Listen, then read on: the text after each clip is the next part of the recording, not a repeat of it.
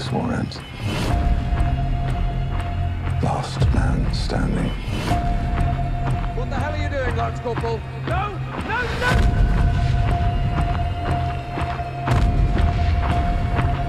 If you fail, it will be a massacre.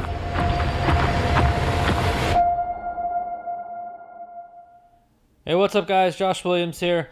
Before we get into the review of 1917, I realized as I was editing the video that I did not give a shout out to our sponsor of the video and our review, B&B Missouri 6 Theaters. Now let's go ahead and enjoy a brief video or brief promotional video of B&B Missouri 6 Theaters. Then we'll get right into the review. Enjoy and be right back. B&B Missouri 6 is the premier theater to see a movie if you're in the Missouri area. The refreshments are delicious, the seats give you full reclining comfort, and the movie viewing experience is euphoric. But the main reason I wanted B&B to be my sponsor is their staff and the overall movie-going experience they provide. They're professional, friendly, inviting, and they truly have you leaving the theater feeling, as their motto goes, the magic of the movies.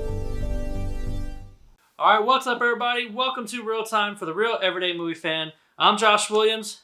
And I'm Jay Myers. And today we're here to give you our real-time review of 1917. Now, 1917 was written and directed by Sam Mendes and stars a bunch of different actors. I'm not going to name them all at once. I'll put them in the description box below. There are two main actors in there.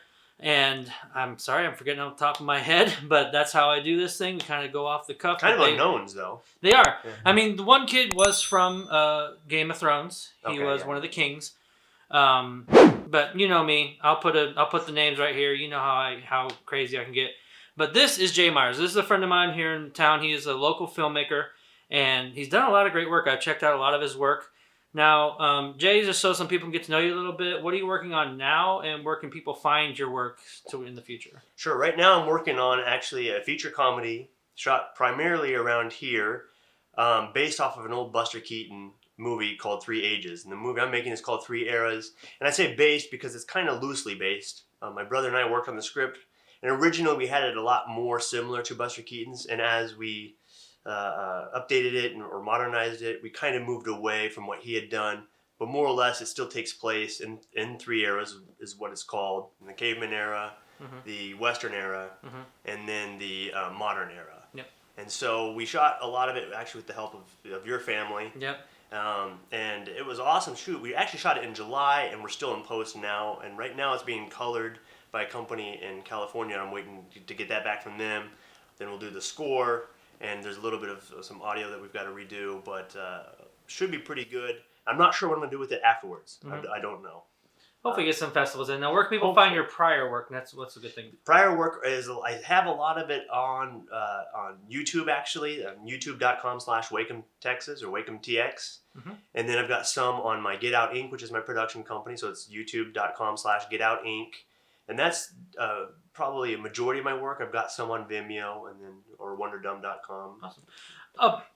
I'll put all of his stuff in the description box below, guys. Check it out. It really does great work. And we've been wanting to do this for about a year now. We met each other about a year ago at a charity event, and we talked about movies. We both love movies. So now let's get into the movies here with 1917. I don't know about you, but this came out late. You know, it right around here for the Oscar season. It's got a bunch of nominations. Won the Golden Globes.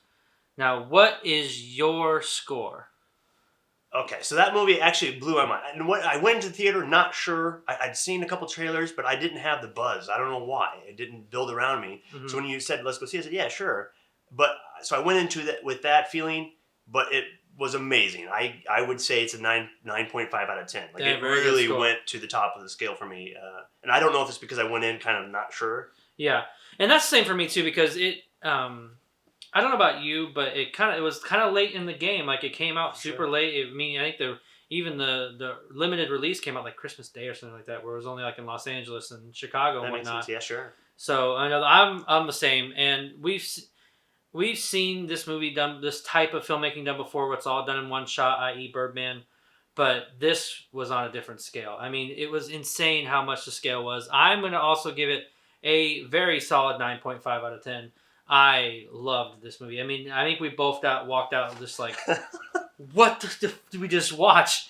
Kind of thing. Like, and you can kind of see, like, when you really look into it, you can kind of see where they may have done the cuts to go from scene to scene, because it's made to look like one shot.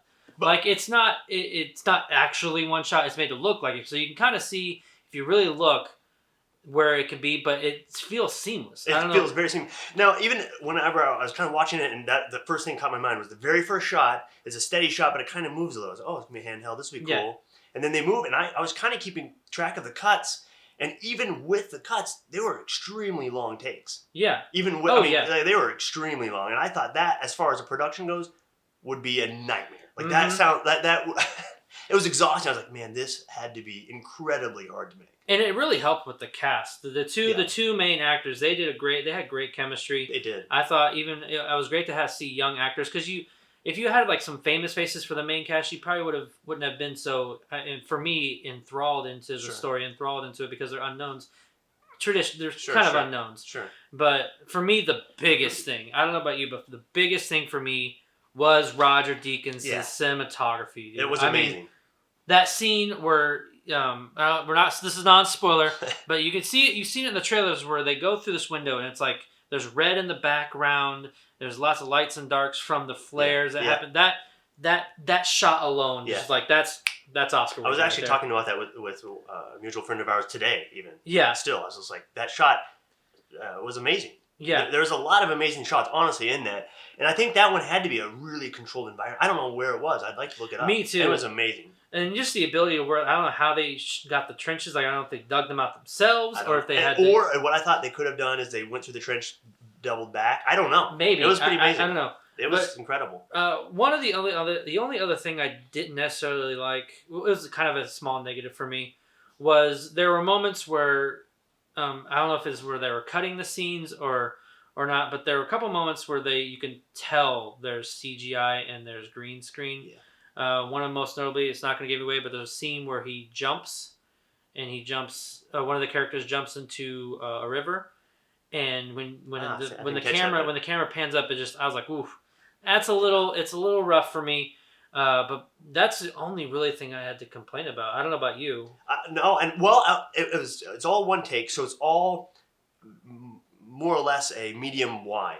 Or medium close up, I mean. Yeah. And so, like, there's one scene where I think that hurt. There's an emotional scene where I think if they were able to add those cuts and those close ups kind of simultaneously, it might have added more emotion. But even that scene at the end, it pays off. Yeah. It pays off. So at that scene, I kind of remember thinking, like, okay, it's a little flat, but it comes back to that exact scene later, and it's amazing. Oh, yeah. So with everyone out there, I mean, yes, it won at the Golden Globes. Can you recommend to the audience to check out? Yeah. No, I mean, of course, it's a yes for both of us. I mean, it's a yes for me. That movie is worth a watch for sure. I'm curious to see. Critics' Choice came out this past weekend. I can't remember who won what. I believe Once Upon a Time in Hollywood won the most of that time. But it's curious to see what the Oscars is going to bring, because it's nominated for direction. It's nominated for Best Picture. We don't know what's going to turn out for this, but check it out, guys. I mean, not just if it's a good film, but like we talked about, it's a technical achievement on the scale in which this movie was made, to make it look like one shot for me. Because Birdman, it was all very close quarters. Yeah. It was all like in one building, da-da-da. But with this, they were able to, zoom out like on a crane, like with a crane, to give you more wide shots. There's very close-up shots, and it made it feel all seamless. So I think, check it out, guys. You will not be disappointed. I guarantee it. I guarantee. Oh, yeah. It was pretty amazing. All right, guys. That'll do this for today. Thank you very much for watching. What did you think of 1917? That is most important. Leave your comments in the section below. Let us know whether you liked it or not, and give us your score out of 10. Also, if you like what you watched, hit the like button, subscribe to the channel, and hit the notification bell so you can see more of our various content in the future. All right, and that was from today. I'm Josh Williams. And I'm Jay Myers. And thank you for keeping it real with Real Time.